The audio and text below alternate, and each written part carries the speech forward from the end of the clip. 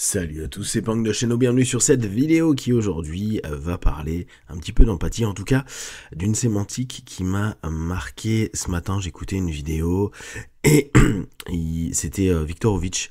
Donc si vous connaissez, c'est vraiment quelqu'un qui a des positions politiques plutôt progressistes, qui est beaucoup dans l'analyse de ce que peuvent dire les politiques, où il développe de plus en plus son podcast et tout. C'est vraiment un truc sympa. Après, il a ses points de vue, vous pouvez ne pas être d'accord, mais je trouve qu'il tente de présenter avec ses connaissances des facettes que parfois nous ne connaissons pas. Et pour ceux qui ne connaissent pas du tout, il avait écrit un bouquin qui était vraiment bien, où il parlait de rhétorique. Et j'avais trouvé ça cool à l'époque parce que pendant des années, j'avais cherché des bouquins sur la rhétorique et il n'y en avait pas. Et lui, il s'est très bien placé là-dessus. Puis en plus, c'est quelqu'un qui est brillant à ce sujet-là. En tout cas, si on parle de rhétorique, c'est ça qui m'a un peu fait rire ce matin. C'est que il parlait de Trump, je crois. Et en tout cas, il a commencé à dire... Non, de Musk. Et il a commencé à dire... j'aurais du mal à avoir de l'empathie pour cet homme-là qui a fait les gestes qu'on sait, etc., etc. Ce qui m'a intéressé, c'est de me dire, tiens, nous qui mettons aujourd'hui dans cette société moderne en avant l'empathie, on va même jusqu'à proposer, dans certaines écoles, semble-t-il, j'ai pas vérifié, des cours d'empathie. On remet en avant cette notion de pouvoir se mettre à la place, de comprendre, de pas souffrir avec, n'oubliez pas, c'est un peu la nuance avec la sympathie, mais de pouvoir se sentir concerné.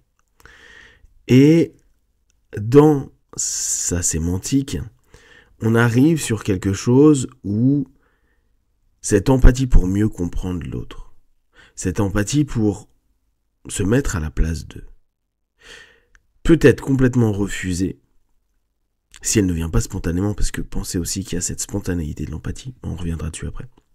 Mais elle peut être refusée. En gros, je ne fais pas l'effort, alors que justement, l'éducation à l'empathie, s'il y en a dans votre quotidien, c'est justement se changer de posture. Qu'on soit d'accord ou pas avec l'interlocuteur, qu'on soit d'accord ou pas avec la personne en face de nous. Là, je crois que c'était le moment où Musk pleurait, ou en tout cas des larmes de crocodile ou autre. Mais admettons, vous avez quelqu'un que vous détestez. Vous le détestez. Vous le voyez triste et pas bien. Vous pourriez très bien ressentir, là on vient sur le côté spontané de l'empathie, tiens, il y a quelqu'un qui a de la souffrance, il y a des larmes, il est recroquevillé, il y a plein de body language qui montrent que c'est non ok. Et même si c'est le plus gros bâtard de la Terre, à ce moment-là, soit vous avez quelque chose de spontané, quelqu'un est en train de souffrir et moi ça m'active pour aller l'instinct de protection, l'instinct de soutien, on peut reprendre notre côté grégaire, notre côté protection de notre communauté humaine, etc., etc. Et il peut y avoir vu que c'est une saloperie, je vais pas me mettre moi du tout à sa place, et puis de toute façon, je m'en fous qu'il souffre, parce que il a fait du mal. Et on est, je pense, à peu près tous ok que, alors d'autant plus moi qui suis vengeur, pas sympa, haineux, pas ouvert, etc. Moi j'ai facilement j'ai la vengeance facile, j'ai la haine facile aussi, donc bien sûr, tu vas te dire, mon ennemi, mec c'est un gars que t'aimes pas, c'est pas ton ennemi, mais mon ennemi souffre, tant mieux. Ouais. Et en même temps, c'est là où il y a un vrai questionnement. Pourquoi je ne me mets pas à sa place pour cette facette-là? Parce que c'est pas parce que c'est le plus gros connard de la Terre que, à ce moment-là, cet homme-là est pas, ou femme, est pas en souffrance réelle. Peut-être même, et là, je pense que vous le savez tous, mais bon, je pense qu'on est quand même un peu connard, mais on développe aussi plein de stratégies qui fait que, après, on peut être hyper toxique, une saloperie. pour survivre, parce que ça marche, parce que la société donne des opportunités pour, etc., parce que la loi du plus fort, parce que. Mais ça n'empêche pas que sa souffrance à ce moment-là est réelle. Ça n'empêche pas que cette personne, aussi odieuse qu'elle soit, à ce moment-là, a peut-être besoin de soutien. Et peut-être c'est cette même personne, 20, 30, 40, 50 ans avant, qui aurait aimé avoir une écoute. Quelqu'un qui se met un peu à sa place. Qui y ait de l'empathie. Donc quand j'entends ce super gars dire j'aurais du mal à avoir de l'empathie pour lui parce que saloperie pour moi, etc. Voilà, il a tous ses arguments à lui, qui sont propres. Je me dis, ah ouais, mais en fait, on nourrit ad vitam ce cercle de non-accueil de l'autre. Et je vous dis ça et ça me fait rebondir. Hier, sur Culture, France Culture, il y avait, alors j'écoutais d'une demi-oreille, mais quelqu'un qui parlait de la réintégration par le pardon. Alors c'est un nom spécifique, c'était une Québécoise qu'on parlait, au travers des personnes qui ont fait des atrocités, à d'autres personnes qui se sont retrouvées en prison, et parfois les parents, les frères, sœurs, femmes, enfants, ou mari veut rencontrer la personne pour lui pardonner. Cette notion, bien sûr, curative aussi pour la personne qui déclare ça, qui a envie de ça, c'est une vraie capacité à se dire, tiens, je me place autrement, je tente d'avoir de l'empathie pour cette personne-là. Même si j'ai la haine et de la colère, je tente quand même d'ouvrir. Et, comme je vous disais, parfois on va l'avoir spontanément, notre empathie. Mais si on reprend ce que nous disait Viktorovitch, il y a un moment donné, c'est une décision qu'on peut prendre. Et c'est pas parce que je vais prendre en compte la souffrance de quelqu'un à un moment T que je suis obligé d'oublier ce qu'il a pu faire comme saloperie, meurtre, haine. Vous savez, un petit peu comme dans American History X, pour ceux qui l'ont vu. C'est vieux.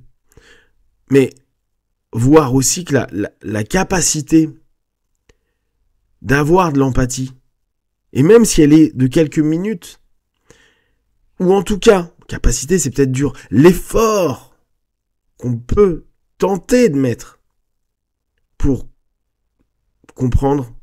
Et je vous dis, vous n'avez pas à partager sa souffrance, vous n'avez pas à être dans le mal, même si l'effort peut pas être agréable pour vous, vu que vous n'appréciez pas la personne. Mais cette recherche, cette quête, à un moment de se dire, ok, est-ce que je peux prendre un instant pour tenter de mettre à sa place, pour tenter de comprendre, pour tenter à ce moment-là, peut-être de juste capter que je suis pas en train de parler avec la saloperie humaine que c'est, mais avec peut-être une personne en souffrance. Et c'est dur, on revient sur nos masques, on revient sur nos partitions. Même si on a plein d'aspects de nous qui sont pas cool, nos ombres, et qu'on a peut-être fait plein de mal et tout, il y a aussi d'autres parties de nous qui sont moins sombres. Rentrez pas dans lumineux, gentil et merveilleux, moins sombres. Et peut-être que ces parties-là, elles ont besoin d'expressions autres que au travers peut-être de la violence et de tout ce qu'on peut voir physiquement, émotionnellement, intellectuellement et tout ça, interne, externe. Mais peut-être juste ce besoin d'un peu d'écoute, de quelqu'un qui est empathique. Donc, il m'est difficile d'avoir de l'empathie pour. Je le comprends complètement intellectuellement, je pense que vous le comprenez aussi. Mon propos ici, c'est vraiment de vous dire, est-ce qu'on ne devrait pas quand même faire un effort? Et je sais que c'est super dur parce que notre cerveau nous dit, mais c'est un connard, pourquoi je ferais cet effort-là? Lui, il a pas fait d'effort quand il a blessé, tué, violé, attaqué, humilié, cassé, etc. Oui, je suis d'accord. Mais là, on n'est pas au moment où il a fait le reste, qu'il ne faut jamais oublier. Quoi. Après, à tout à chacun de choisir. Moi, je suis pas un mec qui oublie, vu que je suis un vengeur. Mais d'aussi comprendre que, par moment, cette personne, c'est aussi autre chose. Elle est peut-être 90% du temps d'une façon odieuse. Et ces 10%-là, et là, c'est peut-être mon côté hypno, mais c'est peut-être à cause de ces 10% non écoutés, la systémie, vous savez très bien, problématique familiale, peut-être grandi à la DAS, de la violence, des agressions, tout ce que vous voulez, qui a construit que, peut-être que la personne était déjà pas au top, pas forcément hyper cool, elle est devenue encore pire. Mais peut-être que si on avait fait un peu attention, ça ne veut pas dire que ça aurait été des gens meilleurs, mieux, mais ça ouvre une porte.